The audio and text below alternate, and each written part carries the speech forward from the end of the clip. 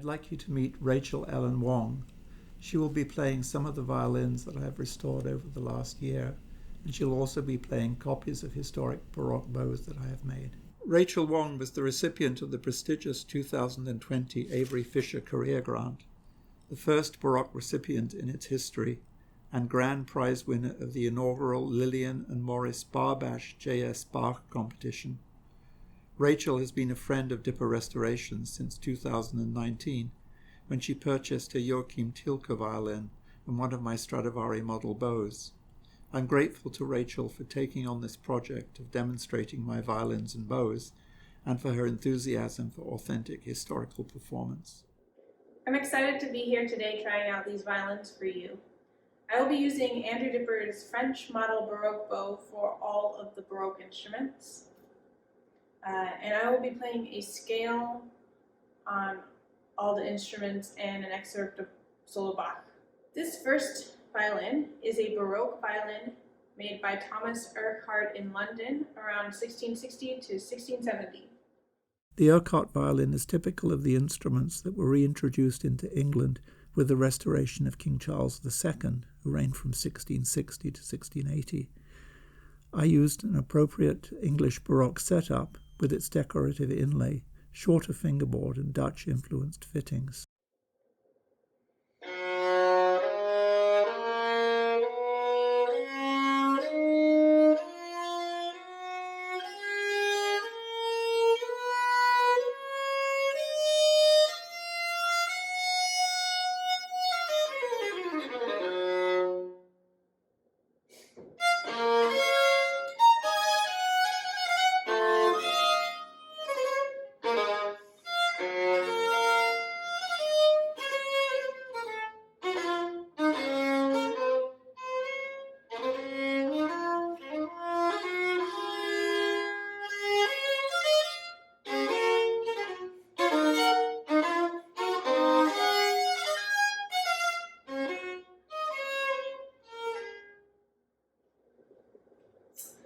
This is a very beautiful violin to play and also just to look at.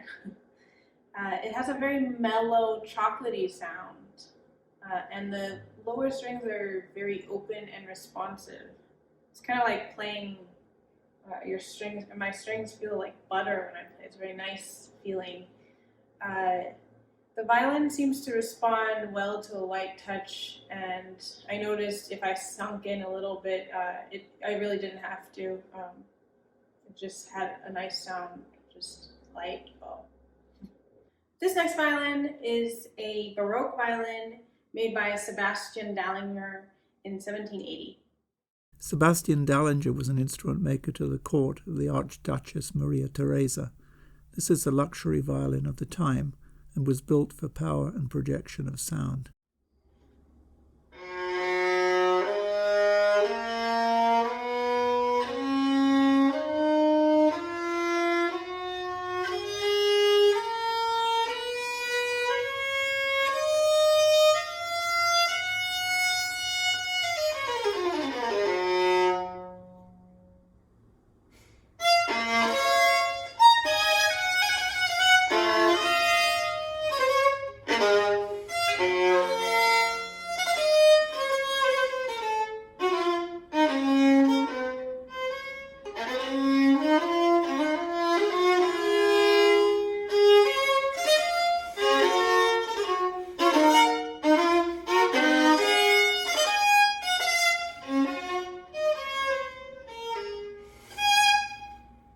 I find that this violin is very evenly balanced on all four strings and it has a very sweet tone, not harsh.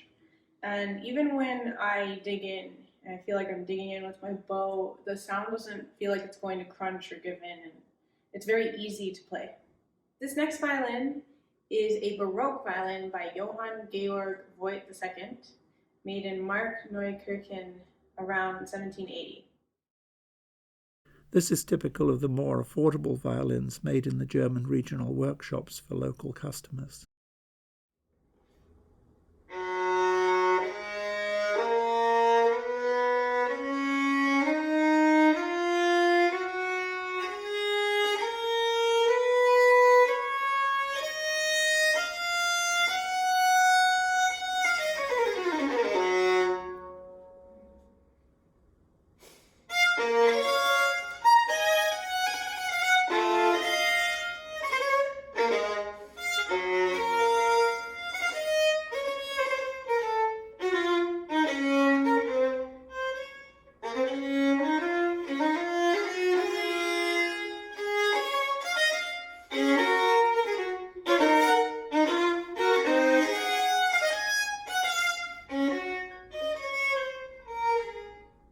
find playing this violin very easy.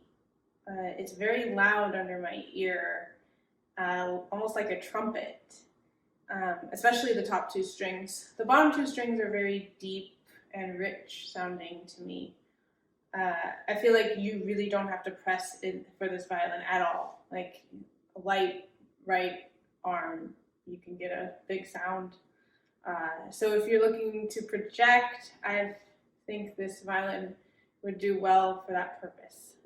This last violin is a classical violin made by C.G. Schlosser in 1779 in Klingenthal. I will be using the same Baroque bow, and later I'll use the Andrew Dibber's Kramer model bow. Some violins started to be modernized around the year 1770, taking advantage of stronger methods of construction that inset the necks into the violin body at a higher angle than the previous neck set. Full ebony fingerboards and tailpieces replaced the laminated ones of earlier times. The fittings are lighter in weight than their modern counterparts.